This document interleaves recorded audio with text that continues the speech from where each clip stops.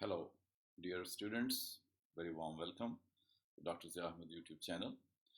This video is all about chapter 11 of the novel The Heart Divided by Mumtaz Shahnawaz. And many of my students know that this novel is partly romantic, it's partly political, and it does carry all requirements of being post-colonial as well. It was written uh, in the 1940s, so therefore the warm and hot environment of political systems at that time is quite vibrant in it, but it does carry some of the communal harmony system in it. Alongside that, some requirements of posting as a story, as a kind of fiction also. The things are there. So let's see how all this has been combined together by the writer Mumtaz Shahnawaz in a way that it seems to be the story of love alongside that story of politics, and ultimately it appears to be a story of the Indian struggle for independence from the British Raj. So today is chapter 11. Let's enter into this chapter and find out the basics, the important things, or the key points which are significant in order to verify these very themes. For this purpose, I would like to show you, first of all, the starting of the chapter. So it says that uh, the kite flying thing has been talked about, first of all, in the start of the chapter. Like, where are you going to, my pretty maid? Laughed Habib, all dressed up in cream and lemon, with flowers in your hair, collyrium in your eyes, and let me look closely. Yes, with lipsticks on your lip. Don't I look nice? Sora made a face at him. You make a perfect monkey. That tweaked her ear. But what is the festive occasion? You ignorant man, don't you know? What is it Basant today? Festival of spring. Have you not seen the kites in the sky? Of course, I should have known. I wish I had remembered to get half a dozen kites and some string. It would have been pleasant to stand on the roof and make a few tangles. Now, this is the passage that is the starting passage of the chapter, and how pleasant it's going to be. It's a dialogue between a sister and a brother. The brother, Habib, is going to be a pro feminist man, and the start of the chapter goes to show that Zora is getting ready, 100% well prepared, made up in order to meet her friends at home or outside of the home. But then the brother puts a very jokey kind of situation on her that she's looking like a monkey, and she replies in equal tones that she is not feeling like that. And then the matter of kite flying is there. Both of them discuss the kite flying so lovingly that it goes to appear that these people are less of traditional brother and sister and more of friends with each other. So that is why the starting of the chapter goes to highlight the same situation where the brother and the sister are behaving on equal footing, and that goes to show the influence and the kind of training they have received from the British education, and after that, the environment at home, quite different, quite alien, rather, I should say, from the traditional environment which is present here most of the time in our societies, especially the society and the Muslim society, especially in India in the 1940s. So, this is the pleasant start with which one can have the idea that the text is going to promote equality of women and the care of the women by the pro feminist men, as the writer has portrayed here. Let's go deep more into the chapter and see what are the things we can have. In the next page, for example, there is something talked about the friend of uh, you know Zora, that is Mohini, and we will come to know with the passage of time that Mohini is a source of attraction for her brother Habib as well, and that is the romantic portion of the novel as well as political. For example, the writer says, how could she, as you know, her father and her brother-in-law have been arrested. The poor girl has already left the house for days. She must be doing some political work too. She's doing some work but is not talking much. And active part, she used to. She cannot afford to be arrested again. Her health will not permit, but she looks perfectly well. Now, this passage is again very much significant with respect to the themes of the story. Mohini, the Hindu girl, is brought here in this part, and we come to know two significant things about her. One is that she is feeling disturbed and worried because of her parents and fathers, etc., arrested by the police, and she herself is feeling the threat of being arrested because of just one or two things, that she is politically active and takes part in the struggle for independence, so that is why she could be arrested. So these two things go to highlight how politically charged moment were there when the struggle for Indian independence was being done by a joint front of the Hindus and that of the Muslim. So here is the political element brought in by the writer. Let's go more and see how this political element reconciles with some kind of romance as well. Here again, another passage to highlight the pro-feminist nature of the brother of this Zohra, the heroine. Heavens, look at the time. It's 4:30. They shall be here any moment. I must fly. She ran down the courtyard, a lemon-colored dupatta fluttering behind her like a pair of wings, and Habib watched her with a smile. So Habib is smiling at his sister when she is ready to receive her guests instead of feeling sad or bad on the removal or the waving of dupatta from her head. So that is the kind of small changes which are being witnessed by the people in this chapter. Going further deep into the chapter, we have here something more. Mohini, winsome, yes, it was a winsome face, and he wanted to see it again. He wanted to meet the girl, to talk to her, and to watch the flames flare up in her eyes as she spoke of the freedom of which she had fought so valiantly. Now, this is the passage which goes to justify the claim that there's some kind of romantic element as well. The Mohini is a political activist, and she is very much involved into that. From expecting from such a woman romantic thing, that was something unique from Habib. Habib is going to see that her face is beautiful, her eyes are beautiful, but her eyes are not reflecting the romantic love, rather the determination, the kind of task she has been assigned to, the determination to win the political goal she has set before herself. Now, this is the type of woman, a new woman in India, who was having her priority as the political system or the independence for our people rather than the romantic element in that. But the romantic element cannot be excluded from the human life, so that is why these two strains are expected to be going side by side in this novel. So let's go forward and see more what is there. So Mohini, as a political activist, has come forward with us, and we know that she's a friend of Zohra, and Habib, Zohra's brother, has good opinion about her, not the valiant or violent opinion, but the good opinion. Najma brought forth her left hand, which she had concealed in her dupatta, and flung it out before them. This she exclaimed. On her third finger flashed a magnificent diamond ring. You are engaged? You never told us. Who is the man? When did it happen? Yes, I am engaged, and I wish that I were dead. Don't you like him? So this is the two things which are combining together. One is the politics here, other is the marriage or the routine of life. The thing that comes across before us is that the girls were not that ready to marry anyone who was brought into their life at any time or at any place. They were thinking in different terms. So one of the friends of Zohra, Najma, is upset because of all this, because she has been forced to marry, she has been forced to get engaged, and possibly she didn't want to do that. So this is the big question here, whether the girl should be ready as soon as she gets younger. Yes, she may be, but then it should be left on the girl at what age she wants to marry. That is the kind of message the writer is giving us. The forceful attitude of the parents, they somehow convince their daughters to get married, proves fatal, proves distasteful, proves unsympathetic, proves very cruel towards their daughters who do not want to engage themselves so soon.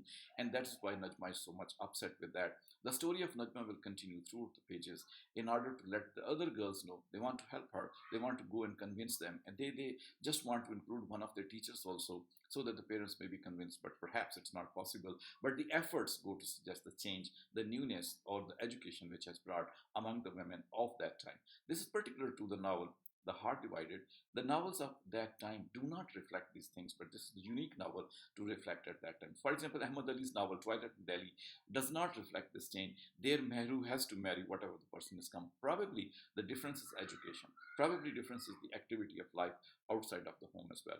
So, ignoring this part of the text where the whole story will be depicted, and the friends would be trying to say that okay, we should help her in order to get out of that. Habib would also like to help her and ask her teachers or other people to convince them that they should not, go for that. And again, some kind of irony has been talked about in this line, as the underlined line says, I was a stupid girl who had read many novels, and that I would soon come to my senses when I was face to face with the responsibilities of life. Here again, the matter which grows most of the time in the arranged marriages, that love would come after all, during the spending of time in the married life. That is being ironically put, that people would say that if a girl reads very much, if a girl reads novels, possibly she would not come in order to marry, otherwise she can marry. So education and marriage probably is being said here, that both are refuting each other, because if marriage is there, education would not be there, and if education is there, marriage would be in trouble. That's the kind of post-marriage love theme and irony talked about in this part of the this chapter that we are reading, chapter 11. And in that we continue. Suraya, one of the important characters of this novel, has come forward.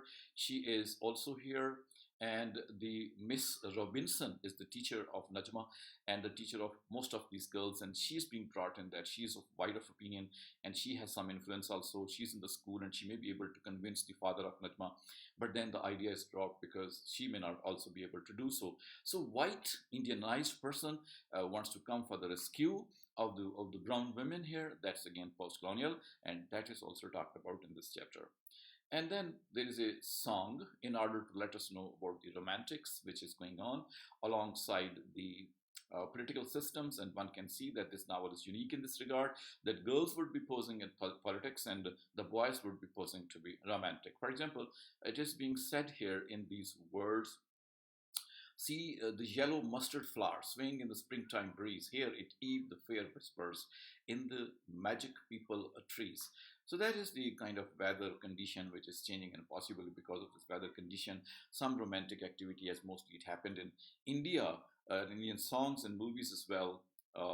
It happens occasionally. There are songs which reflect the change in weather, and because of that, there are certain things related to romance that is talked about, and that's again the contribution of the writer in the experimentation of language, that they put certain emotional words, emotional feelings in certain songs, and this also goes to reflect that it may be the part of the Western world, but it's mostly the part of the Eastern world, as the people tree, magic people tree is being talked about.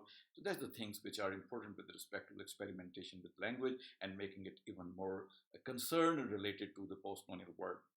The same thing goes on in these lines as well. As it is said, all the world is full of gladness.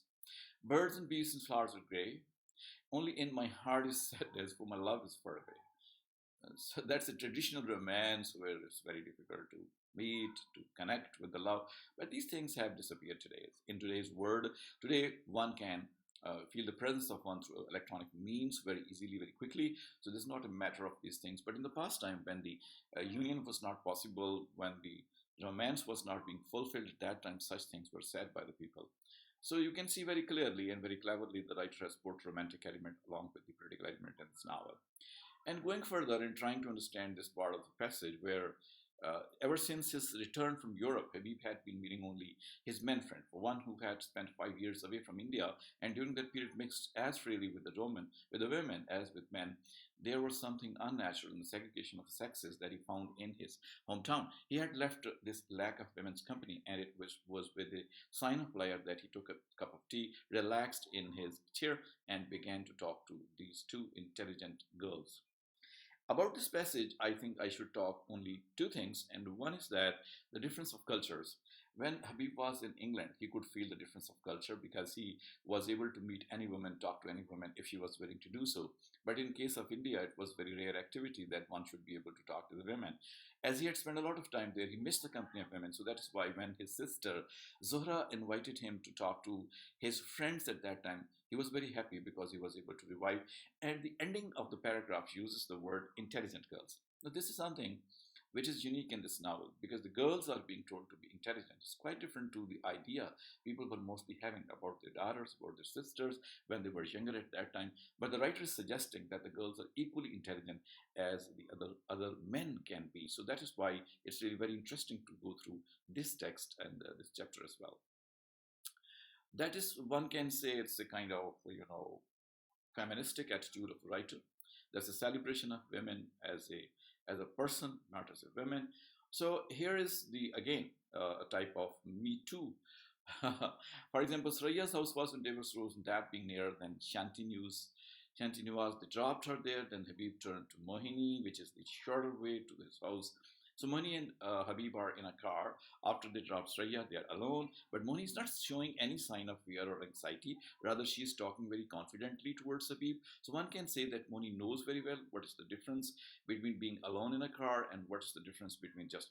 So she's mature enough in the sense, though bodily she is very weak, but mentally she is very strong. And she would talk to this gentleman in a very gentle, womanly way and invites him as well to his home.